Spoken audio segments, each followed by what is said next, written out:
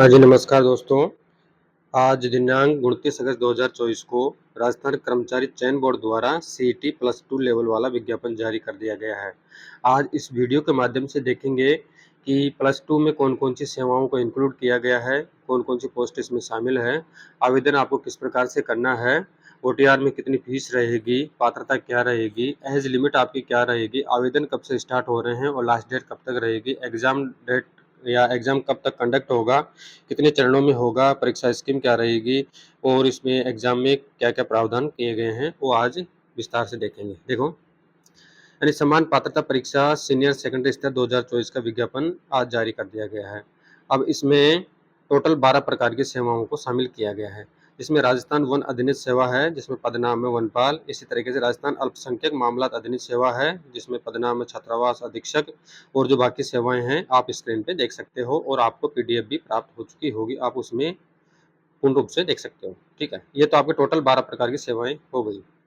अब इसमें बात करेंगे कि जो आपको आवेदन करना है वो सर्वप्रथम कैसे करना है। मान के चलो कि अगर किसी कैंडिडेट ने पहले ओटीआर बना रखा है तो उसको अपडेट करना होगा। अपडेट किस प्रकार से करेंगे वो जानेंगे। और जिस कैंडिडेट ने अभी तक ओटीआर नहीं बना रखा है तो वो सर्वप्रथम ओटीआर बनाएगा, फीस का भुगतान करेगा। अब वो फीस कितनी लगेगी, ओटीआर में अगर कोई नया कैंडिडेट रजिस्ट्रेशन करवाता है तो उसको जनरल ओबीसी वाले कैंडिडेट को 600 रुपये देना होगा जो क्रिमिनल है। और जो OBC non criminal ST SC EWS MBC है उनको 400 रुपये का भुगतान करना होगा।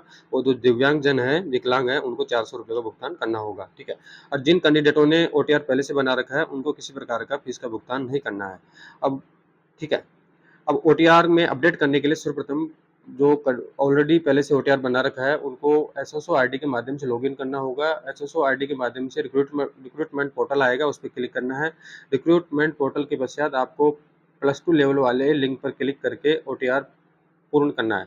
अब उसमें सर्वप्रथम आपको एक लाइव फोटो जो कंप्यूटर से का कैमरा है जिससे आप भर रहे हैं या फ़ोन से भर रहे हैं, उसमें लाइव कैमरा आपको सामने आपका फेस करना है। अब वो जो लाइव आएगा आपको 3-4 सेकंड 5-6 सेकंड में आपको ऑटोमेटिकली सॉफ्टवेयर कैप्चर कर लेगा, फिर आपकी फ़ोटो सेव हो जाएगी। उसके पश्चात में आपको एक फ़ोटो लगानी है। ठीक है, उसको लगाने के बाद में आपको ओटीपी आएगा केवाईसी करने के लिए, उसको सबमिट कर देंगे। सबमिट करने के पश्चात आपका अपडेटेड केवाईसी अपडेट हो जाएगा। उसके पश्चात में आप फॉर्म फिल कर सकते हैं। फॉर्म फिल करने के पश्चात में आपको जो भी फॉर्म में मांगा जाएगा सूचना वो सूचना फिल करनी है।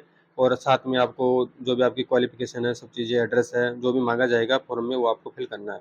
उसके पश्चात आपको जो एक शारीरिक दृश्य चिन्ह यानी बॉडी पे किसी प्रकार का कट है, कोई चिन्ह है, वो भरना अनिवार्य है। ठीक है, ये तो हो गई बात फॉर्म भरने की। ठीक है, अब इसमें बात करेंगे, मैंने आपको बता दिया है कि ओटीआर फीस में आपका जनरल ओबीसी का 600 है और OBC non criminal ST SC EWS जो रिजर्व कैटेगरी है उनका 400 रुपये है और दिव्यांग जन का 400 रुपये है। अब इसमें पात्रता की बात करेंगे। इसमें पात्रता रहेगी आपकी प्लस 2 लेवल, यानी जो विद्यार्थी 10+2 लेवल पास है यानी 12वीं पास है वो इसके लिए एलिजिबल है। ठीक है, अब इसमें जो आपका एज लिमिट रहेगा, एज लिमिट आपका 1 जनवरी 2025 को 18 वर्ष होना चाहिए। कितना होना चाहिए? 18 वर्ष। और मैक्सिमम आपका 40 वर्ष होना चाहिए। और जो मैक्सिमम है 40 वर्ष से अबव ही है उनको डीओपी के नियमानुसार 5 वर्ष की छूट दी जाएगी। ठीक है, ये तो हो गई आपकी बात। अब बात करेंगे आवेदन कब से स्टार्ट हो रहे हैं। आपका आवेदन 2 सितंबर 2024 से स्टार्ट हो रहा है और इसकी लास्ट डेट है 1 अक्टूबर 2024। कितना है? 1 अक्टूबर 2024 लास्ट डेट है। रात के 11:59 पर यह लिंक अनएक्टिव हो जाएगा, तो सभी साथी ध्यान रखें कि लास्ट डेट से पहले ही फॉर्म को फिल कर दें। अनावश्यक सर्वर लोड हो जाता है, उस कारण से साइट बिजी हो जाती है, तो फॉर्म भरने में प्रॉब्लम क्रिएट होती है। तो समय रहते पहले आप फॉर्म फिल करें। ठीक है, अब आपका जो एग्ज़ाम डेट है, एग्ज़ाम डेट आपका 23 अक्टूबर 2024 से लेकर 26 अक्टूबर 2024 तक आयोजित किया जाएगा। यानी 2 पारियों में आयोजित किया जाएगा, सुबह पारी और शाम की पारी। अगर एक से अधिक पारियों में एग्ज़ाम आयोजित किया जाता है तो उसमें सामान्यीकरण यानी नॉर्मलाइजेशन की प्रक्रिया अपनाई जाएगी। जो पेपर हार्ड है उसमें मार्किंग की जाएगी और जो ईजी पेपर है उसमें मार्किंग माइनस की जाएगी। ठीक है, अब इसमें जो परीक्षा स्कीम की बात करें तो आपका परीक्षा स्कीम टोटल मार्क्स आपका 300 नंबर का रहेगा। कितने का रहेगा? 300 नंबर का रहेगा, जिसमें 150 क्वेश्चन आएंगे। अब 150 क्वेश्चन, एक क्वेश्चन 2 नंबर का होगा और आपका समय रहेगा 3 घंटे का। इसमें किसी प्रकार की नेगेटिव मार्किंग नहीं की जाएगी। ठीक है, ये ध्यान रखें कि इसमें किसी प्रकार की नेगेटिव मार्किंग नहीं की जाएगी। और जो आपका एग्जाम पास करने के लिए पिछली वाली सीईटी थी उसमें 15 गुणा को बुलाते थे, पर अब की बार नियम में संशोधन कर दिया गया है और नियम में संशोधन करने के पश्चात में जो ST, SC, EWS, MBC reserved category वाले हैं उनको 35% मिनिमम लाना है और जनरल ओबीसी वालों को 40% मिनिमम लाना है। जो बंदा इतना नंबर प्राप्त कर लेगा वो आगामी जो भर्ती प्रक्रिया होगी उसमें शामिल हो जाएगा। ठीक है।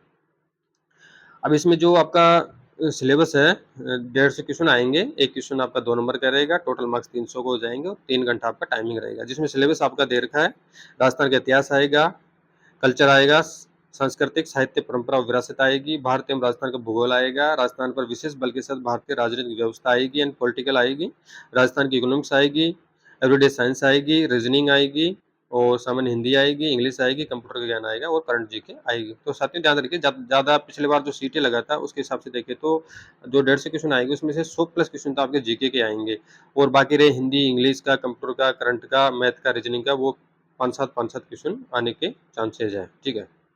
और आपका स्क्रीन में देख रहे हो, आपको पीडीएफ प्राप्त हो चुकी होगी, सिलेबस आप उसमें विस्तृत देख सकते हो। ये विस्तृत सिलेबस आपका सामने देख रहे हो।